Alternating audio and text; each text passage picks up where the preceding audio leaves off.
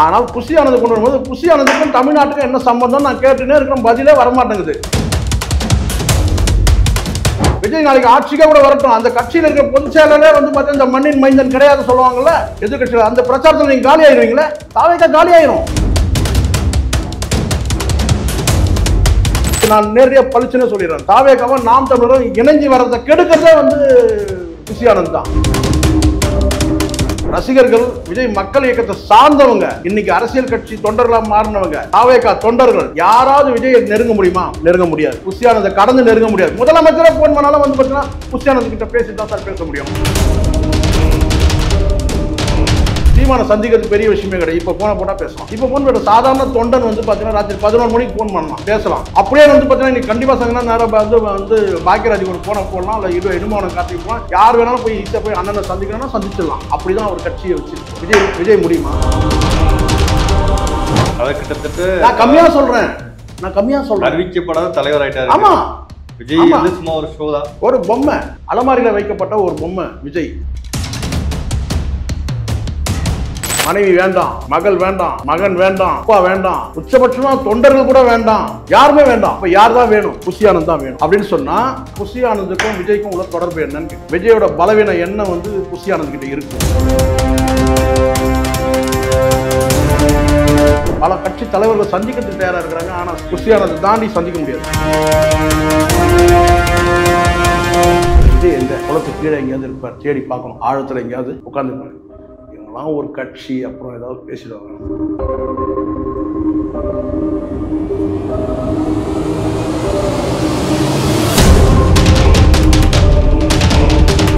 Study MBBS in Armenia. Just a 3.5 lakh per year. Don't miss this admission closing soon. Contact AJ Penier International. நகரம்பாய் சொல்வர்களுக்கு வணக்கம். இன்றைக்கு வந்து தமிழக வெற்றி கழகத்திலிருந்து ஒரு அறிக்கை வெளியிட்டிருக்கு. என்னன்னா விக்கிரவாண்டி இடைத்தேர்தலில் வந்து பங்கேற்பது குறித்து, அது குறித்து பத்திரிகையாளர் சேகுவார ஜெய்சங்கர்ட்ட வந்து நம்ம கேட்போம். சார் வணக்கம் சார். வணக்கம் சார். வணக்கம். தமிழக வெற்றி கழகத்திலேருந்து ஒரு அறிக்கை வந்திருக்கு, நாங்கள் விக்கிரவாண்டி இடைத்தேர்தல் வந்து போட்டியிடல, யாருக்கும் ஆதரவு இல்லை, யாருக்கும் எதிர்ப்பு இல்லை அப்படிங்கிற மாதிரி வந்திருக்காங்க. 2026 தேர்தல் தான் எங்களுக்கு வந்து இலக்கு அப்படின்னு சொல்லி. எப்பயுமே விஜய்கிட்டேருந்து வர்ற இந்த மாதிரி முக்கியமான அறிவிப்புகள்லாம் விஜய்கிட்டேருந்து தான் வரும்.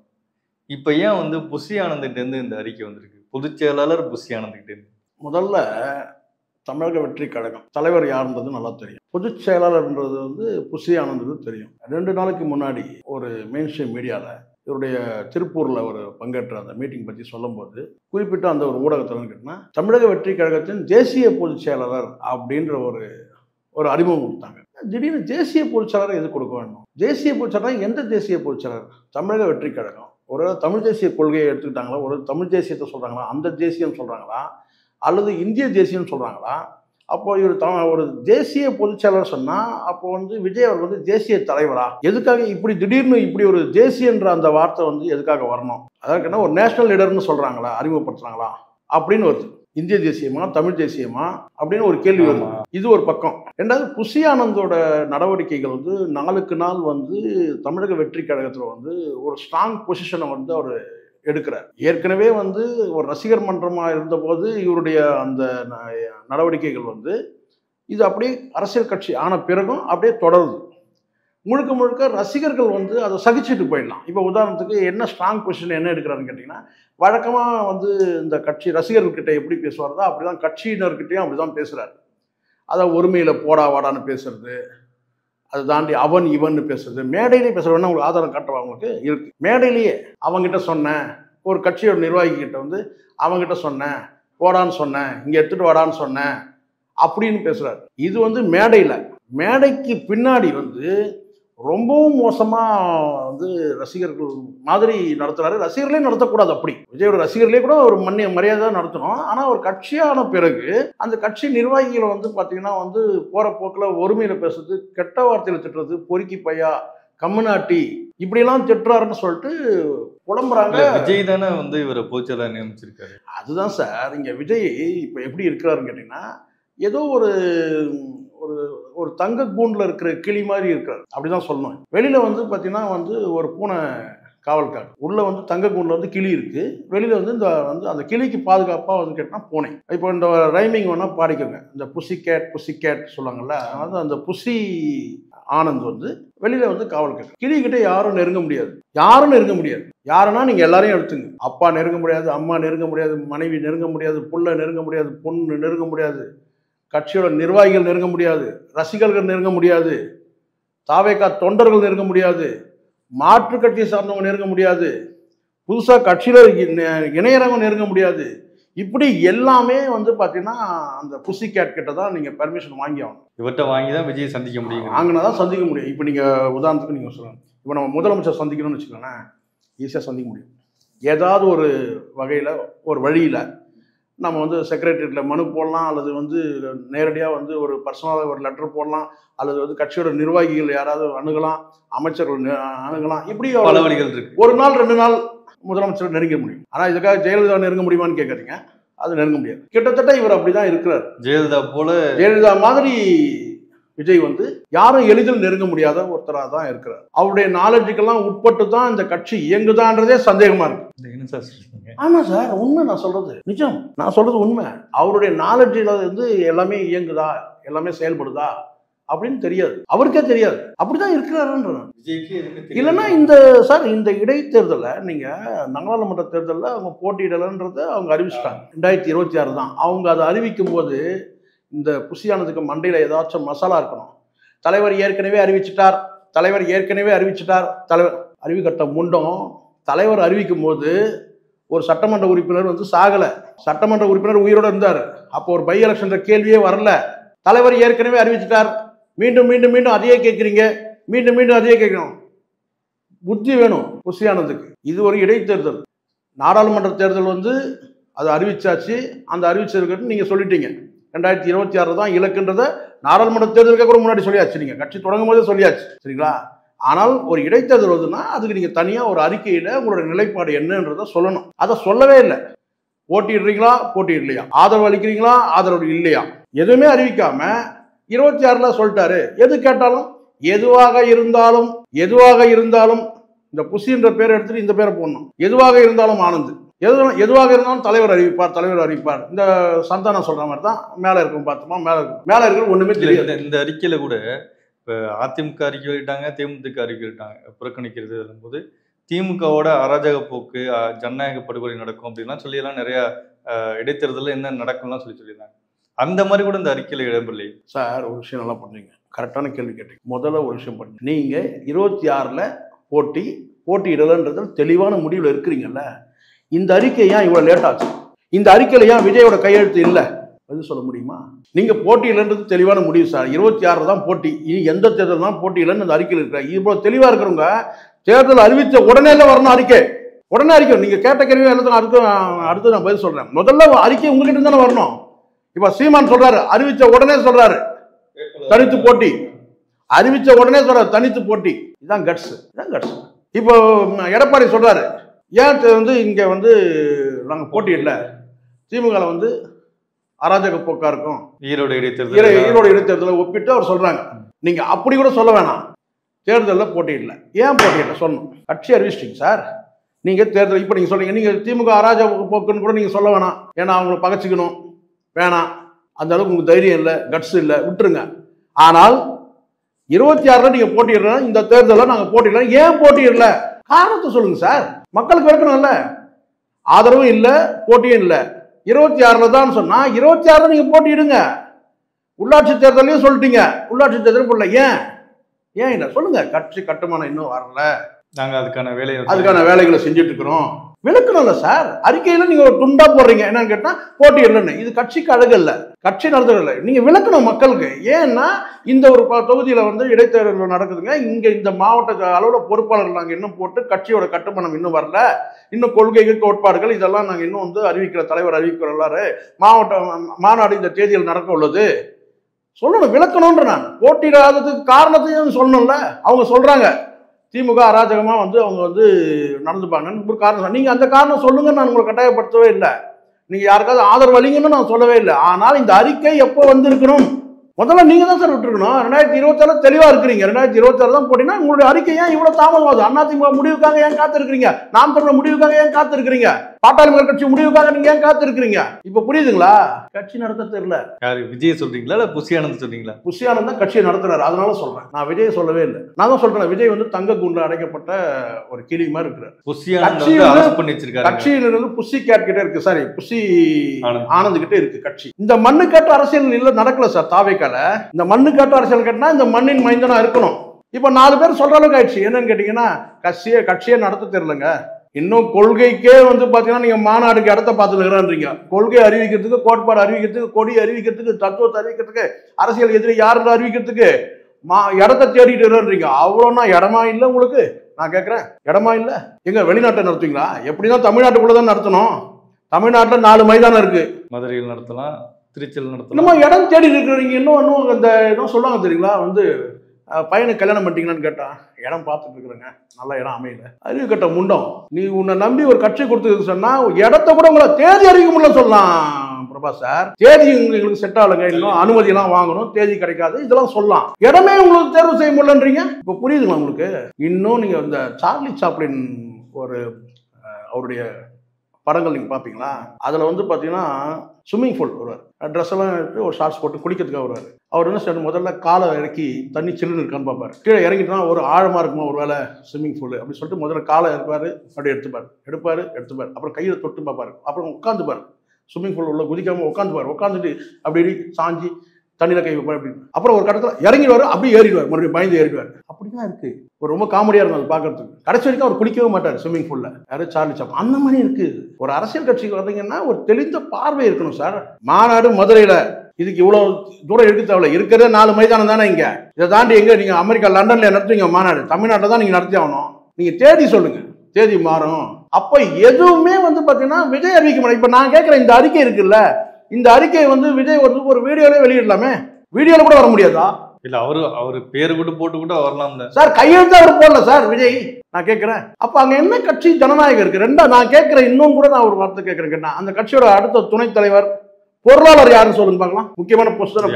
அடுத்த தலைவர் யாரு? மாநில தலைவர் யாருமே எல்லாமே புஷி ஆனந்த் தான். எல்லாமே புஷி ஆனந்த். இப்போ புரியுதுங்களா? இப்போ எஸ்ஏசி சொன்னது கிட்ட வந்துருங்க. எஸ்ஏசி சொன்னதான் நம்ம பேசி ஆகணும். யாரையுமே நீங்க முன்னிலைப்படுத்த மாட்டீங்க.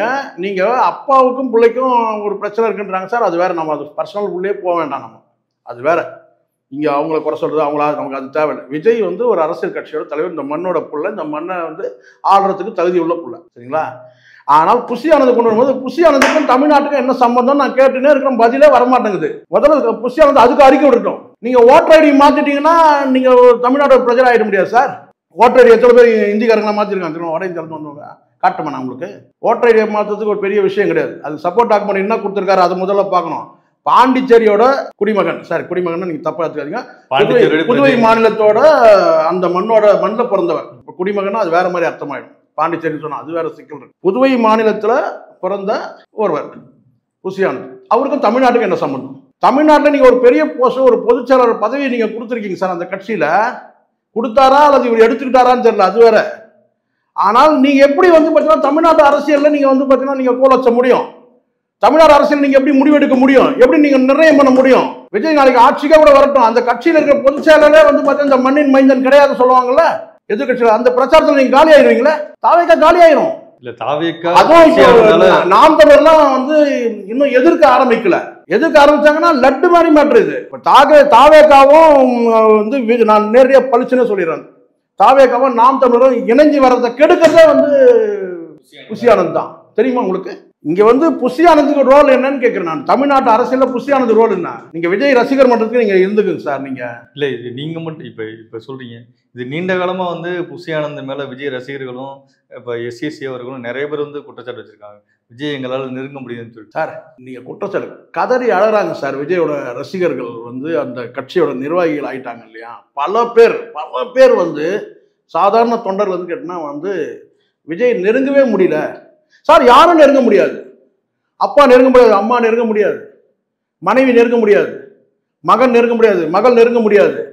இதை தாண்டி ரசிகர்கள் இதெல்லாம் பர்சனல் விட்டுருங்க. அது நாளைக்கு அவங்களுக்கு ஒண்ணுக்குள்ள ஒன்னாயிருவாங்க, அது விட்டுருங்க. ஆனா இதை தாண்டி ரசிகர்கள், விஜய் மக்கள் இயக்கத்தை சார்ந்தவங்க, இன்னைக்கு அரசியல் கட்சி தொண்டர்களா மாறினவங்க, தாவேகா தொண்டர்கள் யாராவது விஜயை நெருங்க முடியுமா? நெருங்க முடியாது. புஷியானதை கடந்து நெருங்க முடியாது. முதலமைச்சரே போன் பண்ணாலும் வந்து பார்த்தீங்கன்னா புஷியானது கிட்ட பேசி தான் சார் பேச முடியும். இப்ப புரியுதுங்களா? இங்க அரசியல் குழப்பத்தை ஏற்படுத்துறது, அரசியல் முரண்களை உருவாக்குறது எல்லாமே அங்க புஷியானது தான். தனிப்பார்வை விஜய்க்கு இருக்கிற மாதிரி தெரியல இது வரைக்கும். இந்த அறிக்கையே அது காரணம். ஒரு அரசியல் தெளிந்த பார்வை மீண்டு வரணும்னு நினைக்கிறீங்க? மீண்டும் ஒரு நிச்சயமா புஷியானது பொட்டலம் கட்டி பாண்டிச்சேரிக்கு அனுப்பிடணும். இங்க வந்து சரியான நபரை வந்து அந்த கட்சியில எவ்வளவு பேர் இருப்பாங்க சார், அறிவார்ந்த பிள்ளைகள் எவ்வளவு பேர் இருப்பாங்களே. அதே தாவேகால அடுத்த கட்டம் இப்ப நீங்க நான் வந்து பொருளாளர் தேர்ந்தெடுத்தீங்க, மற்ற நிர்வாகிகள் தேர்ந்தெடுத்தீங்க, யாராவது அடையாளம் தெரியுமா உங்களுக்கு? இந்த மக்களுக்கு நான் கேட்கிறேன், இங்க இருக்கிற மக்கள் நான் நேரடியாவே கேட்கிறேன். ஊடகத்துல விஜய் தாவேகா ஊடகம் பேசிட்டு கூட இப்ப அமைதி ஆயிட்டாங்களே, யாரும் பேசுறது இல்ல. யாராவது மீடியாவில் சார் நான் தான் சார் பேசிட்டு இருக்கேன், போற இடத்துலாம் அடி அடிச்சுட்டு இருந்தார், நான் தான் கவுண்டர் கொடுத்துட்டு இருந்தேன், நான் தான் பேசிட்டு இருந்தேன். ஏன்னா இது எதுக்காகன்னு கேட்டீங்கன்னா ஒருத்தருடைய அரசியல் வருகையை வந்து தடுக்கக்கூடாதுன்னு சொல்லிட்டு. ஆனா இங்க வந்து பாத்தீங்கன்னா அங்க முட்டுக்கட்டையே இருக்கு, கட்சியோட வளர்ச்சிக்கே முட்டுக்கட்டை. சார் இங்க சர்வாதிகார தலைமை வந்து இருக்கலாம் சார். இப்ப நீங்க கேட்பீங்க ஒரு வார்த்தை, எல்லாரும் கேட்கறாங்க தான், என்னன்னு கேட்டா இதை நீ வந்து இங்க கேட்பியா, அங்க கேட்பியா, நீங்க சீமான்ட்ட கேட்பியா, அதுக்கு நான் சீமானோட கட்சியோட பொதுச் செயலர் யாரு கேட்பியா அப்படின்னு நான் ஒரே ஒரு சார் சொல்லட்டுமா? சீமான் வந்து சர்வாதிகார தலைமை தான். சீமானை சந்திக்கிறது பெரிய விஷயமே கிடையாது. இப்போ போனை போட்டால் பேசலாம். இப்போ போன் போட்ட சாதாரண தொண்டன் வந்து பார்த்தீங்கன்னா ராத்திரி 11 மணிக்கு ஃபோன் பண்ணலாம், பேசலாம். அவர் என்ன பதில் பேசுறாரு, இவங்க என்ன பேசுறாங்க, சரிங்களா? ஆனால் வந்து பேச முடியும். அப்படியே வந்து பார்த்தீங்கன்னா நீங்க கண்டிப்பாக சொன்னீங்கன்னா நேரம் வந்து பாக்கியராஜுக்கு ஒரு போனை போடலாம், இல்லை இடுமான கார்த்திக்கு போனால் யார் வேணாலும் போய் ஈஸியாக போய் அண்ணனை சந்திக்கணும்னா சந்திச்சிடலாம். அப்படிதான் அவர் கட்சியை வச்சிருக்கிறார். விஜய் முடியுமா? இப்போவே இந்த கதி இது கட்சி ஆரம்பிக்கும் போதே இந்த நிலைமை. எல்லா விண்ணப்பமும் நீங்க புஷியானது தாண்டி தான் நீங்க போவே முடியும், நெருங்கவே முடியும். அப்படி ஒரு இரும்பு கவசத்துல மாட்டிட்டு இருக்காரு சார். தங்க கூண்டு கூட கிடையாது. ஒரு ஜெயில இருக்கிறாருன்ற நான் நேரடியாக குற்றம் சாட்டுறேன். விஜய் குற்றமே சொல்றேன், பதிவு பண்ணுங்க. ஒரு சிறையில் இருக்கிறாரு சார், யாருமே நெருங்க முடியாது. எவ்வளவு பெரிய ஒரு தலைமை வந்து ஆர்ப்பரிக்குது கூட்டம். அப்படிப்பட்ட ஒரு நான் வந்து ஒரு மக்கள் தலைவர் வந்து நீங்க வந்து சிறையில வச்சுட்டு வந்து பார்த்தீங்கன்னா ஒரு எடுப்புக்கிட்டையும் ஒரு வந்து பார்த்தீங்கன்னா வந்து இந்த மாநிலத்துக்கு சம்மந்தமே இல்லாத ஒரு நபர் அங்க போயிட்டு வந்து பார்த்தீங்கன்னா மக்கள் வந்து பார்த்தீங்கன்னா வந்து நிற்க முடியுமா சார்? போயிட்டு ஐயா நாங்க வந்து தலைவரை பார்க்கணும், யார் கேட்க, தொண்டர்கள் மக்களை வந்து சந்திக்கிறது. இவரா பார்த்து புஷியானதா பார்த்து மாவட்ட நிர்வாகிகள் பேசுறது பார்த்தீங்கல்ல, போடா வாடா அவன் இவன். அங்க முழுக்க வந்து பார்த்தீங்கன்னா எப்படி இந்த காலத்துல மன்னர் காலத்துல எப்படி வந்து பார்த்தீங்கன்னா ராஜா வந்து பார்த்தீங்கன்னா வந்து எப்பவுமே வந்து ஒரு மயக்கத்துல இருப்பார், அந்த புறத்துல இருப்பார். எல்லா நிர்வாகியும் தளபதி பார்த்துப்பார். கிட்டத்தட்ட வந்து ஒரு மன்னராகவே இருப்பார் தளபதி. ராஜா எங்க இருக்கிறார்? அந்த புறத்துல ஒரு மயக்கத்துல இருக்கிறார். அப்படிதான் சார் இருக்கு. நான் விஜயை கொச்சைப்பட்டுறேன்றது நோக்கம் இல்லை, உண்மை நிலையை பேசித்தானே ஆகணும், உண்மையை சொல்லித்தானே ஆகணும். எத்தனை பேர் தெரியும் இது? அப்ப வளர்ந்து ஆரம்பிக்கும் போதே இப்படி இருந்தா ஒரு குழப்பமான நிலை தானே சார். எந்த பக்கம் இவங்க இலக்கு இருக்கு? எந்த 26 சொல்றீங்க, ஏதாவது ஒரு இலக்கு நீங்க கொள்கை அறிவிப்பாரு, கோட்பாடு அறிவிப்பாரு, எல்லாம் அறிவிச்சாலும் அது புஷியானது தான் வரும். இப்ப அறிக்கை வந்துச்சு இல்ல, இந்த கட்சியை நடத்த இந்த அறிக்கையே வந்திருக்கு இல்ல. இப்ப அறிக்கை ஏன் அதை வந்து விஜய் கையெழுத்து போடாம அவர் கையெழுத்து போட்டிருக்காருன்னு கேட்டா, இவரு விஜய் வெளிநாட்டுக்கு போயிருந்தாரு, அங்க போயிருந்தாரு, எங்க போயிருந்தாலும் போதும் ஒரே ஒரு வீடியோ வெளியிடலாம் சார். அறிக்கை தான் கையெழுத்து போட விட முடியாது, போன்ல பேசி வெளியிடலாமே. இப்ப புரியுதுங்களா? சொல்லக்கூடிய கருத்தை எந்த கருத்தா இருந்தாலும் அறிக்கையில வெளியிடுங்க, நீங்க நேரடியா பேசி வெளியிடலாம்ல. அப்ப எல்லாமே அறிக்கை, அந்த அறிக்கை கூட இப்ப விஜய் கிட்ட வராம இவர்கிட்ட இருந்து வருதுன்னா அப்ப என்ன நிலைமை? கட்சியை வந்து விஜய் கொடுத்துட்டாருன்னு நினைக்கிறீங்களா? கட்சியில வந்து பாத்தீங்கன்னா வந்து அவரு புஷியானது கொடுத்துட்டாரு. ஆமா, கிட்டத்தட்ட ஜெயலலிதாவை தாண்டி ஒரு என்ன சொன்ன கேட்டா வந்து சசிகலா மாதிரி ஒரு சசிகலா இவரு சசிகலா தான். யாரு? புஷியானது சசிகலா தான் சார். லாங்குவேஜே வந்து பாத்தீங்கன்னா எதுக்கு மேடையிலயும் போடா வாடா அவன் இவன் தான் வருது. ஸ்லாங் எப்படிப்பட்ட ஸ்லாங்? ஞாயிற்றுக்கிழமை ஸ்லாங். நான் கேலி கிண்டலாம் பண்ணல. அதாவது இந்த மேடைக்கு அந்த புறம் வந்து பாத்தீங்கன்னா கம்யூனிட்டிங்க, புறம்போக்குங்க, விஜய் ரசிகர்கள் செருப்பால் அடி இப்படிதான் வருது. விஜய் ரசிகர்கள் சகிச்சுக்கிறாங்க. இன்னொரு விஷயம் தெரியுமா உங்களுக்கு? இந்த புதுக்கோட்டை மாவட்டத்தில் வந்து ஒரு ஆபீஸை திறந்தாங்க.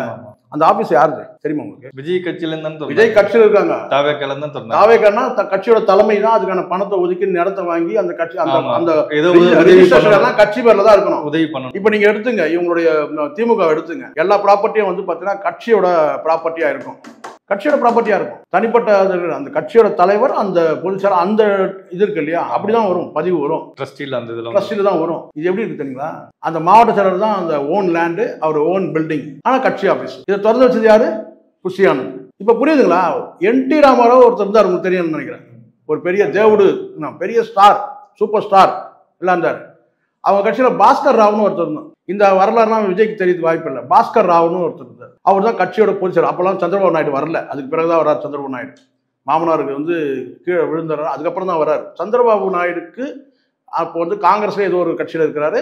ஆனால் இவர் பாஸ்கர் ராவ்னு ஒருத்தர் வந்து கட்சியோட பொதுச்செயலர் என் டி ராமராவ் ஆரம்பிக்கிறாரு. அந்த கட்சிக்கு ஒரு தெலுங்கு தேச கட்சி, அதுக்கு பொதுச்செயலர் பாஸ்கர் ராவ். அந்த பாஸ்கர் ராவை ஃபுல் கண்ட்ரோல் அவர்கிட்ட இருக்கு. ஏன்னா இவர் வெறும் சினிமா ஷூட்டிங் போகிறது வர்றது, அந்த கட்சியோட ஃபுல் நிர்வாகம் அவர்கிட்ட இருக்கு. யார்கிட்ட இருக்கு?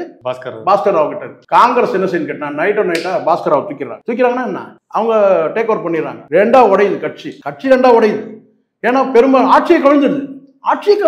அப்போ என் டி ராமராவ் கிட்ட வந்து கேட்டால் என் டி ராமராவ் கிட்ட மெஜாரிட்டி ப்ரூவ் பண்ணும் முடியல. ஏன்னா பெரும்பகுதி எம்எல்ஏக்கள் வந்து பாஸ்கர் ராவ் கிட்ட போயிட்டாங்க. இவ்வளோ மைனாரிட்டி கவர்மெண்ட் ப்ரூவ் பண்ண முடியாது. உடனே சார் இவரே ராஜினாமா பண்றாரு. அதுக்கு பிறகு அவர் மீண்டு வந்தாரு. அதுக்கப்புறம் சந்திரபாபு நாயுடு உள்ள வந்தாரு. அதுக்கப்புறம் ஆட்சியை பிடிச்சது ரெண்டாவது மருமகன் வந்து சந்திரபாபு நாயுடு வந்து டேக் ஓவர் பண்றாரு. அதுக்கப்புறம் வேற. ஆனால் ஆட்சி கவிழ்ப்பு, என் டி ராமராவ் ஆட்சி கவிழ்ப்புக்கு யார் காரணம்? பொதுச் செயலாளர் பாஸ்கர் ராவ். இந்த ரேஞ்சில் போச்சுன்னா நிச்சயமா நான் சொல்றேன் தாவேகவும் அப்படிதான் ஆகும். விஜய்க்கு அதே மாதிரி நிலைமை கண்டிப்பா நடக்கும். கட்சி ஜனநாயகமே இல்லையே சார். நீங்க சொல்லுங்க சார், கட்சியோட துணைத் தலைவர் யாரு, பொருளாளர் யாரு? தெரியாது. இல்ல அவரை தாண்டி சார் இப்பவே 100 கார் போகுது. யாருக்கு பின்னாடி? யாருக்கா தெரியுமா? அது புஷியானதுக்கு வந்து ஒரு மாவட்டத்துக்கு போறாருன்னா எத்தனை கார் வரணும் அவர் பின்னாடி? இது விஜய்க்கு தெரியுமா? இந்த விஷயம் விஜய்க்கு தெரியுமா? 100 கார். அவர் கிட்டத்தட்ட நான் கம்மியா சொல்றேன் அறிவிக்கப்படாத தலைவர் ஆயிட்டாரு. ஆமா, விஜய் வந்து சும்மா ஒரு ஷோ தான், ஒரு பொம்மை, அலமாரியில வைக்கப்பட்ட ஒரு பொம்மை விஜய், அவ்வளவுதான். இப்போ வருவாரு, இவ்வளோகெல்லாம் வருவாரான்னு கேட்டு வந்து இப்போ இந்த பிறந்த நாளுக்கு வருவாரு, பேசுவாரு, வந்து பார்த்தீங்கன்னா வந்து பரிசளிப்பு கொடுப்பாரு, போயிடுவாரு. அப்பவும் கொள்கையெல்லாம் நீங்க கேட்க முடியாது. இந்த பிறந்த நாள்ல மாநாடு அறிவிச்சு மாநாட்டில் தான் இவர் அறிவிப்பார். கொள்கை கோட்பாடு அது இதுன்னு சொல்லி அதெல்லாம் அறிவிப்பார். அதெல்லாம் வந்து இவர் எழுதி கொடுக்கறது தான். யார் எழுதி கொடுக்கறது தான்? புஷியானந்த் எழுதி கொடுக்கறது தான். படிப்பாரு, அவ்வளவுதான். ஏன்னா அங்க யாருமே மூவ் பண்ண முடியல சார். கிட்ட நெருங்க விஜயோட வந்து 2ஆம் கட்ட தலைவர்கள் யாரும் நெருங்க முடியல. இதை தாண்டி குடும்பத்தில் கூட நெருங்க முடியல. இதுதான் நிலைப்பாடு. எனக்கு இந்த சூனியம் அது இதெல்லாம் நம்பிக்கை இல்லை. எஸ்எஸ்சி சொல்றாரு இல்லையா, எனக்கு அதெல்லாம் எனக்கு நம்பிக்கை இல்லை. இந்த சூனியம் வச்சுட்டாங்க அது வச்சுட்டாங்க அதெல்லாம் கிடையாது. சோனியமாவது கேனியமாவது அதெல்லாம் எனக்கு வந்து நம்பிக்கை எனக்கு கிடையாது. ஆனால் அப்படி ஒரு டாக் ஓடிட்டு இருக்கு. ஏதோ ஒரு பிடிமானம் இருக்கு, விஜயோட பிடிமானம் இவர்கிட்ட இருக்கு. ஏதோ ஒரு பலவீனம் இவர்கிட்ட இருக்கு. யார்கிட்ட இருக்கு? புஷியானந்துகிட்ட இருக்கு. ஏன் இவ்வளோ வந்து பெண்ட் ஆகிறாரு? மனைவி வேண்டாம், மகள் வேண்டாம், மகன் வேண்டாம், அப்பா வேண்டாம், யாருமே வேண்டாம். கட்சியோட தொண்டர்கள் கிட்டத்தட்ட வந்து ஒரு அடிமை போல நடத்தப்படுறாங்க, அதை பத்தி கவலை இல்லை. தாவேகா தொண்டர்கள் அடிமை மாதிரி நடத்தப்படுறாங்க, புஷியானந்தா, அதை பத்தி கவலை இல்லை. அப்ப யார் தான் வேணும்? புஷியானந்த் தான் வேணும். புஷியானந்துக்கும் விஜய்க்கும் என்ன தொடர்பு? பெரிய சிக்கல்ல விஜய் இருக்காரு. கேட்கிற கேள்விக்கு பதில் வேணும். இவ்வளவு பேரும் வேண்டாம் அப்படின்னு சொன்னா உச்சபட்சமா தொண்டர்கள் கூட வேண்டாம். புஷியானந்த் வந்து தொண்டர்கள் எவ்வளவு அவமானப்பட்டாலும் பரவாயில்ல, எவ்வளவு அசிங்கப்பட்டாலும் பரவாயில்ல, எல்லாத்தையும் சகிச்சுட்டு தான் இருக்கட்டும், புஷியானந்த் தான் எனக்கு வேணும் சொன்னா புஷியானந்துக்கும் விஜய்க்கும் உள்ள தொடர்பு என்னன்னு கேட்கு. விஜயோட பலவீன எண்ணம் வந்து புஷியானந்த் கிட்ட இருக்கு. பதில் கிடைக்குமா? இந்த அறிக்கையே கேட்டு தான் வந்துச்சு. அது யார்கிட்ட இருந்து வந்துச்சு? அதே புஷியானந்த் கிட்ட தான் வந்துச்சு. இந்த அறிக்கை விஜய் கிட்ட இருந்து வரல. விஜய் பதில் சொல்றேன் சார், நான் கேட்கிற கேள்வியெல்லாம் நியாயமானது. அசிங்கப்படுத்தணும், கொச்சைப்படுத்தணுன்றக்கா எனக்கு அந்த வன்மமே எனக்கு கிடையாது. நீங்க ஒரு எதிர்ப்பு அரசியல் வைக்கிறீங்க, ஒரு கட்சி ஜனநாயகம் ஒன்று இருக்கு. திமுக நீங்க 1000 குறை சொல்லலாம், ஒரு ஜனநாயகம் இருக்கு. சீமான நீங்க 1000 குறை சொல்லலாம், அங்க சர்வாதிகார தலைமையாக இருந்தாலும் அங்க ஒரு ஜனநாயகம் இருக்கு. உங்ககிட்ட என்ன இருக்கு? குறைஞ்சபட்சம் அவங்ககிட்ட நான் இன்னைக்கு சாயந்தரம் நினைச்சேன்னா வந்து ஏதாவது ஒரு தொடர்பு எடுத்துட்டு முதலமைச்சரோ உதயநிதியோ 2ஆம் கட்ட தலைவர்களோ நான் சந்திக்க முடியும். திமுக போயிட்டு உங்களை எல்லாருமே வந்து ஒரு என்ன சொன்னா ஒரு கைவிடப்பட்ட நிலையில இப்பவே இருந்தா எப்படி சார்? கட்சி ஆரம்பிக்கிறீங்க, ஆர்ப்பரிக்குது கூட்டம் வர்றதுக்கு, பல கட்சி தலைவர்கள் சந்திக்கிறதுக்கு தயாரா இருக்கிறாங்க. ஆனா புஷியானந்தை தாண்டி சந்திக்க முடியாது. பல கட்சி தலைவர்கள் வந்து விஜயை சந்திக்க தயாரா இருக்கிறாங்க. ஆனா புஷியானந்த் தாண்டி போக முடியாது. இந்த தவளை நீந்தும் போது பார்த்துருக்கீங்கல்ல, புஷியானந்த் எப்படி இருக்கிறாரு கேட்டா, இந்த தவளை குளத்துல நீந்தும் போது பார்த்துருப்பீங்க. எப்படி நீந்தும்? மொழி மட்டும் மேல 4 பக்கம் 2 பக்கம் கையை இப்படி விரிச்சுக்கும், 2 பக்கம் காலை விரிச்சுக்கும். இந்த பக்கம் பிஜேபி ஒரு கால், இந்த பக்கம் காங்கிரஸ் ஒரு கால், இந்த பக்கம் அதிமுக ஒரு கால், இந்த பக்கம் கை வந்து திமுக பக்கம். இன்னைக்கு அப்படிதான் வந்து புஷியானந்த் இருக்கிறார். அந்த தவளை மாதிரி தான் இருக்கிறார். இதில் விஜய் எங்க? குளத்துக்கு கீழே எங்கேயாவது இருப்பார். தேடி பார்க்கணும். ஆழத்தில் எங்கேயாவது உட்காந்துருப்பாரு. இவங்கெல்லாம் ஒரு கட்சி அப்புறம் ஏதாவது பேசிடுவாங்க. போங்க, இவ்வளோ நாள் பேசுனதே வேஸ்ட். நன்றி சார்.